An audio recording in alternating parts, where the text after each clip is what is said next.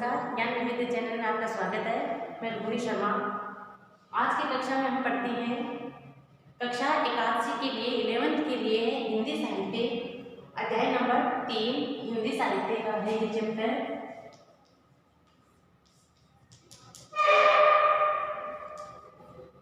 हिंदी साहित्य दूसरी पुस्तक है अपनी अंतराल। अंतराल से लिया गया है अध्याय नंबर 3 आवारा मसीहा, जिसके लेखक है विष्णु प्रभाकर जी। अब आवारा मसीहा जो है शरद चंद्र की जीवनी है, उनके जीवन पर आधारित है ये। तो इनका हम जीवनी पढ़ने से पहले है हम विष्णु प्रभाकर जी है उनके बारे में कुछ बातें हैं वो जान लेते हैं। विष्णु प्रभाकर जी है जिनका है वो प्रेम बंधु नाम से और विष्णु नाम से लेखन की शुरुआत करने वाले हैं। प्रेम बंधु या विष्णु नाम से, विष्णु नाम से लेखन की शुरुआत की थी। इनका जन्म है 1912 में उत्तर प्रदेश के मुजफ्फरनगर में है इनका जन्म हुआ था। और इनका जन्म एक गांव में हुआ था, मुजफ्फरनगर जिले के जो एक गांव था उसमें हुआ था। लेकिन बाल्यकाल है हरियाणा में गुजरा। इनका जो बाल्यकाल है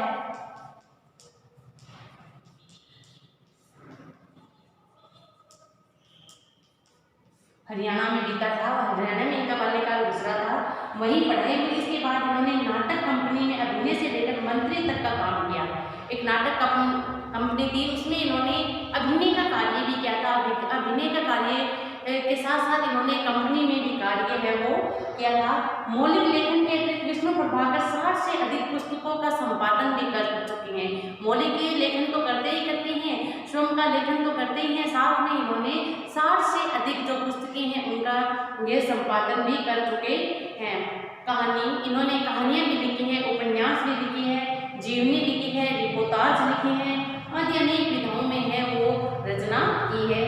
आवारा मसीहा जो शरद चंद्र जी के जीवन पर आधारित है। प्रकाश और परछाइयाँ, बाल एकांकी, अशोक एकांकी संग्रह है, नवप्रभात और डॉक्टर इनके नाटक में, ढलती रात, स्वप्न में अशोक एकांकी संग्रह है, नवप्रभात डॉक्टर नाटक है, ढलती रात स्वप्न में इनके उपन्यास है, जाने अनजाने है वो संस्मरण है और इनकी प्रसिद्ध रचनाएं हैं वो मानी जाती है। विष्णु प्रभाकर जी की रचनाओं में है विषय वस्तु वो क्या रहा है, स्वदेश प्रेम रहा है। अपने देश के प्रति राष्ट्रीय भावना है वो रही है, स्वदेश के प्रति प्रेम रहा है, राष्ट्रीय चेतना का स्वर है वो इनकी रचनाओं में देखा जा सकता है। समाज सुधार की भावनाएं हैं, समाज सुधार का जो स्वर है वो भी इनकी जो लेखन कार्य है, इनकी रचनाएं हैं, इनके मुख्य विषय के रूप में रहा है। और इसके साथ रहा है जो कि सरकारी नौकरी छोड़ने का कारण बना था। इसी के कारण इन्होंने अपनी जो सरकारी नौकरी थी वो भी छोड़ दी थी। राष्ट्र प्रेम के कारण, राष्ट्रीय चेतना के कारण, समाज सुधार की जो भावना थी, इसी के तहत उन्होंने अपने सरकारी नौकरी से बिहार होना पड़ा था, सरकारी नौकरी भी छोड़ी थी इन्होंने। आवारा मसीहा के लिए साहित्य अकादमी पुरस्कार से भी सम्मानित किया था। आवारा मसीहा के लिए साहित्य अकादमी का पुरस्कार भी मिला था। साहित्य अकादमी पुरस्कार किसके लिए मिला था? आवारा मसीहा के लिए। आवारा मसीहा जो शरद चंद्र की जीवनी पर आधारित है, इनके लिए साहित्य अकादमी पुरस्कार से भी सम्मानित किया गया। आज जीवन में गांधीवादी विचारधाराओं से प्रभावित रहे थे। मृत्यु से पहले उन्होंने निर्णय लिया था कि चिकित्सा के क्षेत्र में शोधरत विद्यार्थियों के लिए, अब चिकित्सा के क्षेत्र है उसमें शोध करने वाले जो विद्यार्थी थे उसके लिए अपना जीवन समर्पित करना चाहते थे ये, तो अपना शरीर का दान करेंगे, ऐसा उन्होंने अपने जीवन में ही सोच लिया था और ऐसा हुआ भी।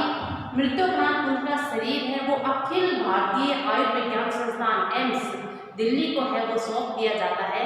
तो देखिए किसको, अखिल भारतीय आयुर्विज्ञान संस्थान एम्स दिल्ली को सौंप दिया जाता है। जैसा वो चाहते थे कि मृत्यु के उपरांत मेरा जो शरीर है वो विज्ञान के क्षेत्र में शोध करने वाले जो विद्यार्थी हैं उनके उपयोग में आए, उनके कार्य के लिए आए और ऐसा ही हुआ, मृत्यु उपरांत इनका जो शरीर है, मृत शरीर था, वो एम्स को दिल्ली को सौंप दिया जाता है, जिन पर बहुत सारे शोध कार्य है वो किए गए थे। तो ये हमने, और इनका जो निधन है वो 2019 में हुआ था। इनका निधन 2009 में इनका निधन है वो हुआ था। अब हम पढ़ते हैं, ये जीवनी की तरफ चलते हैं। शरद चंद्र जी की जो जीवनी है, आवारा मसीहा, दिशाहारा के रूप में जिन्हें जानते हैं, चलते हैं। किसी कारण स्कूल की आधी छुट्टी हो गई थी। घर लौटकर गांगुलियों के नवासे शरद ने अपने मामा सुरेंद्र से कहा, चलो पुराने बाग में घुमाएं। शरद चंद्र के जीवन पर आधारित है, तो उन्हीं की बातें करते हैं। शरद चंद्र जी अपने मामा सुरेंद्र से कहते हैं कि चलो कहीं घूमने चलते हैं, बाग में, पुराने बाग में है, हम घूमने चलते हैं। उस समय खूब गर्मी पड़ रही थी, खूब गर्मी का महीना था, खूब तेज धूप थी, खूब गर्मी पड़ रही थी। फूल फल का कहीं पता नहीं था। अब ऐसे में बाग बगीचे हैं वो सूख जाते हैं, जब बहुत ज़्यादा गर्मी होती है तो बाग बगीचे हैं वो सूख जाते हैं। तो कहीं पर भी है वो फल फूलों का कोई अता पता नहीं था। लेकिन घनी छाया के नीचे, अब ऐसे में जब गर्मी होती है, कहीं पर अगर छाया मिल जाए, गहरी छाया मिल जाए, घनी छाया मिल जाए, तो फिर कहना ही क्या। ऐसी निःशब्दता के समय काटना बहुत अच्छा लगता है, गहरी छाया के नीचे, और एकदम ऐसे स्तब्ध से होकर, चुप होकर, मौन होकर समय को बिताना बड़ा ही अच्छा लगता है। और कहते हैं शरद तो वह अब यहाँ से चला जाएगा। इस बात से शरद का मन है वो बहुत भारी हो रहा था, काटना बहुत, वह अब यहाँ से चला जाएगा, इस बात से शरद का मन है वो बहुत भारी हो रहा था। लेकिन कहता है वह किसी से नहीं था। चुपचाप सुरेंद्र के साथ घर से निकल पड़ा। नाते में मामा और आयु में छोटा होने पर भी दोनों में धीरे धीरे मित्रता के बंधन गहराते जा रहे थे। अब नाते में मामा लगता था, लेकिन आयु में छोटा था, तो इसलिए एक मित्रता का भाव भी है, दोनों में रहता है। तो उनके बीच जो गहराई थी, मित्रता की गहराई थी, वो दिनों दिन बढ़ती चली जाती है। अब जाते हैं, बाग में पहुंचकर पेड़ों के पास घूमते घूमते वह मानो मन ही मन उनसे विदा लेने लगा था। शायद वह सोच रहा था कि वापस आना हो या न हो। फिर जैसा कि उनका स्वभाव था, सहसा कूदकर वह पेड़ की डाल पर बैठ गया और बातें करने लगे। अब दोनों मामा भांजे थे जो पेड़ की डाल पर बैठ जाते हैं और बातें करने लगते हैं, लेकिन उनसे बिछड़ने का दुख भी उन्हें हो रहा था। इन बातों का कोई अंत नहीं था, वो जो बातें कर रहे थे उनका कोई अंत नहीं था, कोई सूत्र भी नहीं था। विदा के दुख को छिपाने के लिए मानो वह कुछ न कुछ कहते रहना चाहता था। बोला तो दुखी न हो, हम फिर मिलेंगे और बीच बीच में तो मैं आता ही रहूँगा। आओगे? तो कहता हाँ, क्यों नहीं आऊँगा। भागलपुर क्या मुझे कम अच्छा लगता है? घाट के टूटे स्तूप पर से गंगा में कूदने में कितना मजा आता है। तो मामा भांजे के बीच जो वार्तालाप हो रही है, जो संवाद हो रहे हैं, उसकी बातें कर रहे हैं यहाँ कि मामा भांजे हैं वो एक दूसरे से बिछड़ने के कारण दुखी हो रहे हैं। कहते हैं कि मैं तुमसे मिलने जरूर आऊँगा। तो कहते आओगे? हाँ, यहाँ क्यों नहीं आऊँगा? भागलपुर मुझे क्या अच्छा नहीं लगता है? भागलपुर मुझे बहुत अच्छा लगता है। यहाँ गंगा के घाट पर खड़े होकर, किनारे पर खड़े होकर गंगा के पानी में कूदना कितना मस्ती भरा है वो लगता है। उस पार वह जो छाव का वन है, उसे क्या मैं भूल सकूंगा? नहीं भूल सकूंगा। वह मुझे पुकारेगा और मैं चला आऊँगा, ऐसा कहते हैं। फिर दीर्घ निश्वास लेकर बोला, ओह कितनी प्यारी जगह है ये, भागलपुर देख लेना, मैं अवश्य आऊँगा। जिस जगह पर बैठे हैं बहुत ही प्यारी जगह उन्हें लग रही है। 2 क्षण तक दोनों में से कोई नहीं बोला। फिर सहसा शरद ने कहा, पेड़ पर चढ़ना बड़ा जरूरी है। मान लो किसी वन में जा रहे, हठात संध्या का अंधकार फैल गया, चारों ओर हिंसक पशुओं की आवाजें उठने लगी। तब यदि पेड़ पर न चढ़ना आया तो महाविपद। शरद उनमें से कहते हैं, शरद ने कहा था, शरद चंद्र ने कहा था, उनको कहते हैं कि अगर देखो पेड़ पर चढ़ना भी आना चाहिए। मान लो ऐसा हो, घने जंगल से जा रहे हो, संध्या का समय हो गया हो, अंधकार हो गया हो, हिंसक पशु हो, और इस समय अगर पेड़ पर चढ़ना नहीं आता है तो बड़ी भारी विपत्ति में पड़ सकते हैं। सुरेंद्र ने पूछा, अगर गिर पड़े तो? शरद ने कहा, गिरेगा क्यों रे?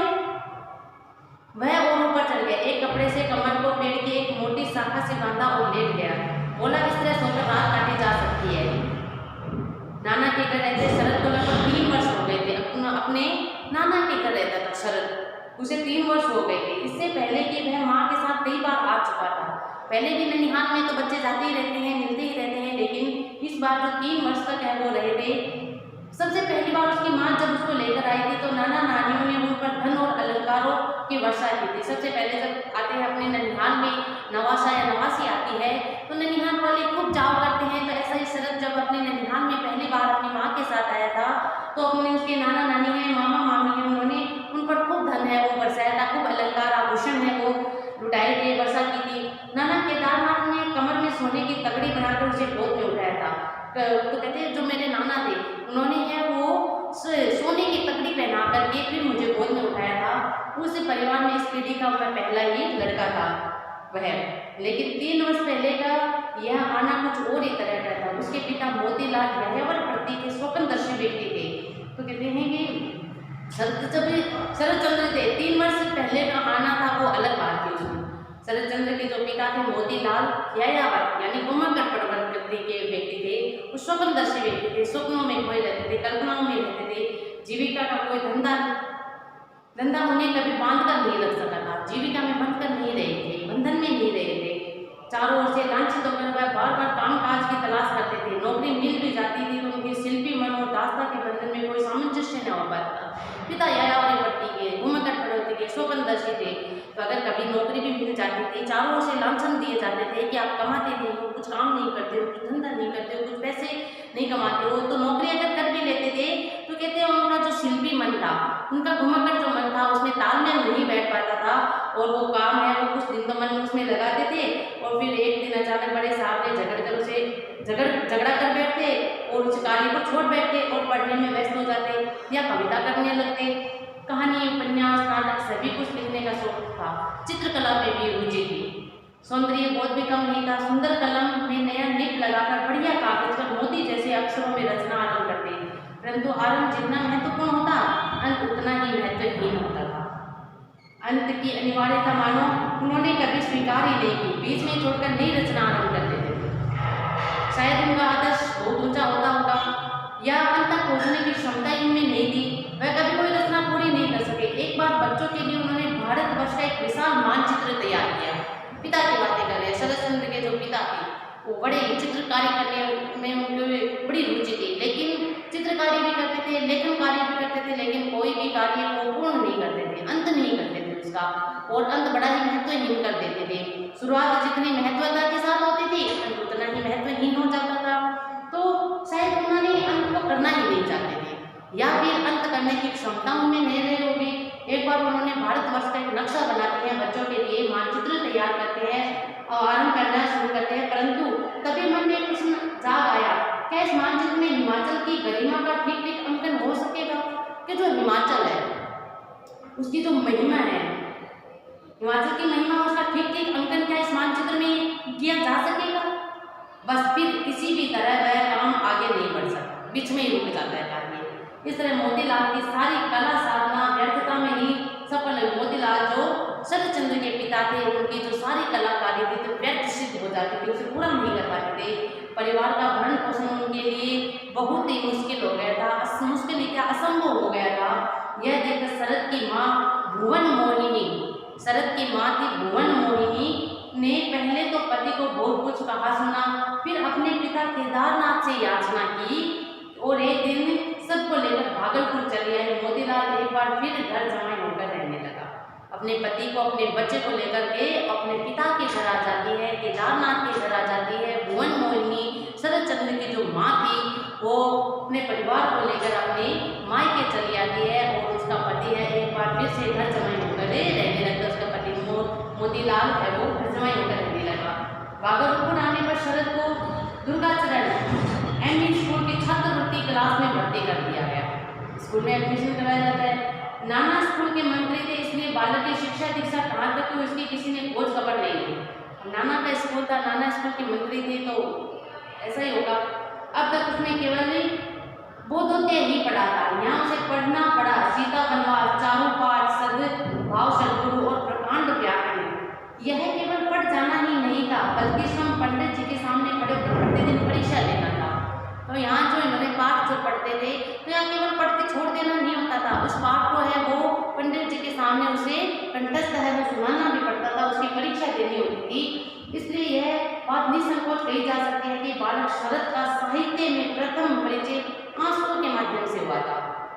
अब देखिए, पढ़ते हैं, सुनाते हैं, परीक्षा होती है, तो बच्चों के लिए पढ़ना, उसे रोज रोज सुनाना बड़ा ही कठिन कार्य होता है। आंसू बहाते हैं, रोते रहते हैं, तो कहते हैं आंसू के माध्यम से। उस समय सोच भी नहीं सकता था कि मनुष्य को दुख पहुंचाने के अलावा भी साहित्य का कोई उद्देश्य हो सकता है।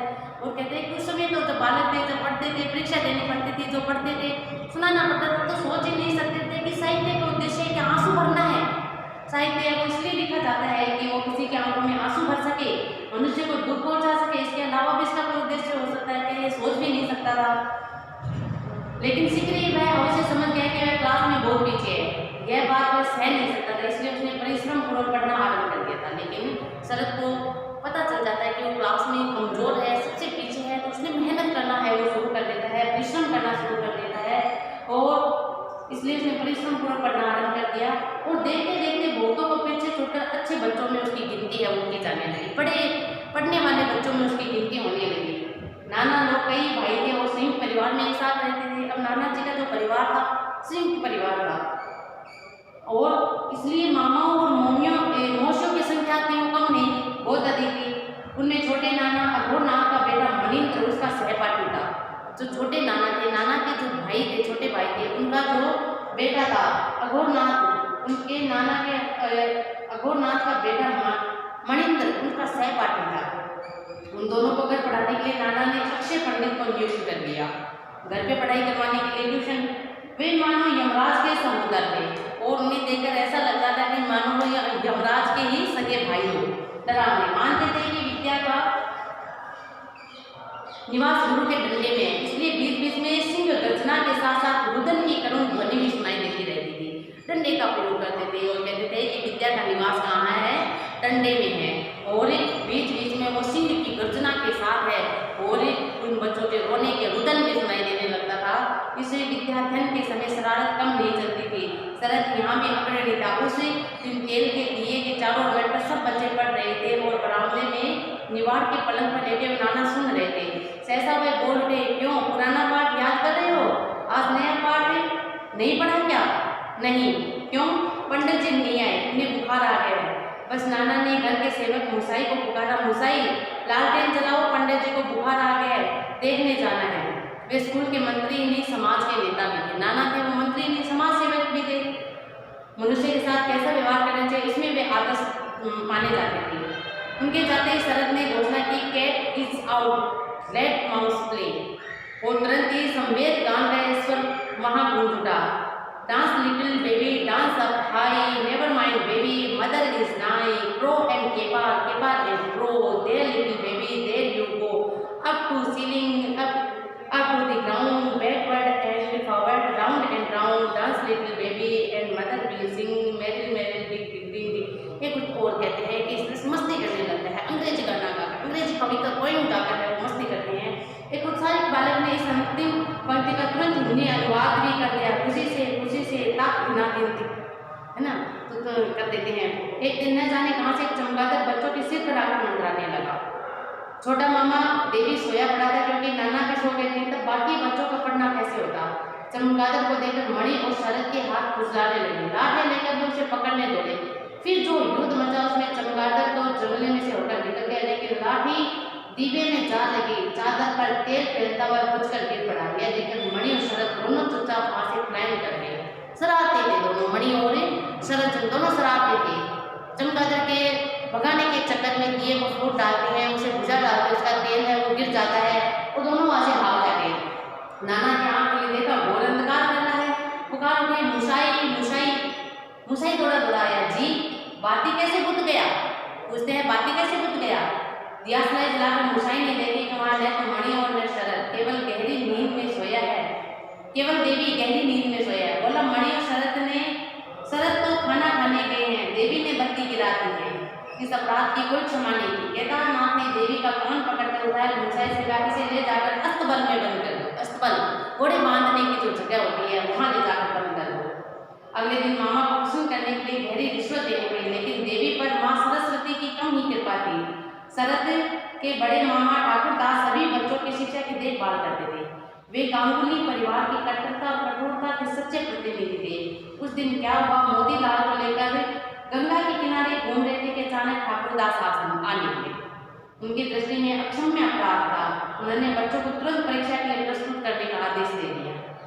इसी तरह मणि और शरद तो मुक्ति पा गए, लेकिन देवी ने जगन्नाथ शब्द का संधि विच्छेद जगन्नाथ करके इस अपराध का दंड पीठ पर चाबुक खाना ही नहीं था, अस्तबल में बंद होना भी था। पीठ पर चाबुक में खाना और अस्तबल में बंद होना। परंतु शरद पर इन बातों को कोई असर नहीं होता था।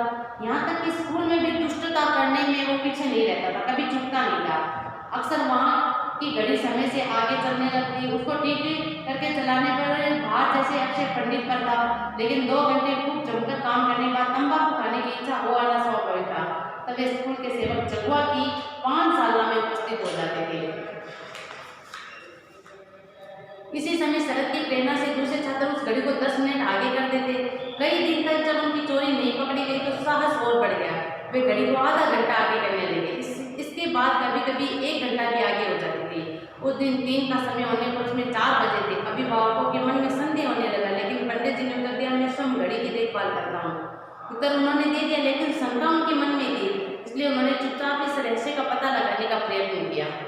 एक दिन 5 साल से ऐसे में ही लौट आए। क्या देखते कि बच्चे एक दूसरे के कंधे पर चढ़कर घड़ी को आगे कर रहे हैं। बस वे गरज उठे और सब लड़के तो निमिष मात्र में वहां से भागे, लेकिन शरद भले लड़के का अभिनय करता हुआ बैठा रहा। पंडित जी यह कभी नहीं जान सके कि सारे नाटक का निर्देशक वही है, शरद ही है। उन्होंने कहा, पंडित जी आपके पैर छूकर कहते हो मुझे कुछ नहीं मालूम, मैं तो मन लगाकर सवाल निकाल रहा था। उस समय भी उनकी मुख भंगी देखकर कौन है विश्वास कर सकता था।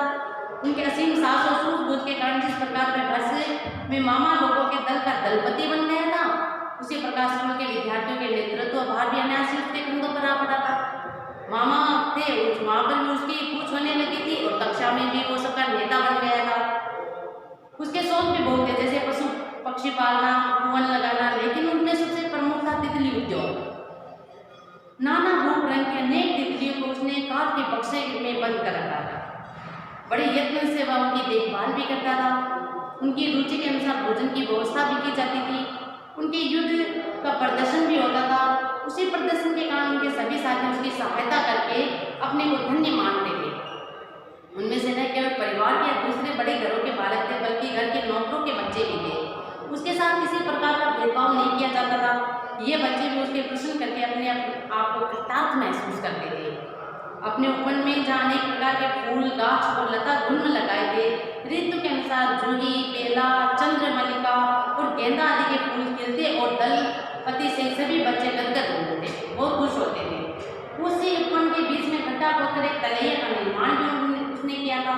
उस पर टूटे शीशे का आवरण था। साधारणतः उस मिट्टी लीप देता, परंतु कोई विशिष्ट व्यक्ति देखने आता तो मिट्टी हटाकर उसे चकित कर देता था। लेकिन ये सब कार्यों से भी लुक छिप कर करते थे, छुपा कर किया जाते थे कार्य, क्योंकि नाना लोग इन्हें पसंद नहीं करते थे। उनकी मान्यता था कि बच्चों को केवल पढ़ने का ही अधिकार है और कुछ नहीं कर सकते वो। प्यार, आदर और खेल से उनका जीवन नष्ट हो जाता है। सवेरे स्कूल जाने से पहले घर के बरामदे में उन्हें चिल्ला चिल्लाकर पढ़ना चाहिए और संध्या तो स्कूल से लौटकर रात के भोजन तक चंडी मंडप के दीवे के चारों ओर बैठकर पाठ का अभ्यास करना चाहिए। ऐसा उनके नानाओं की मान्यता थी। यही गुरुजनों की प्रीति पाने का पुरता जो नियम तोड़ता था उसे आयु के अनुसार दंड दिया जाता था।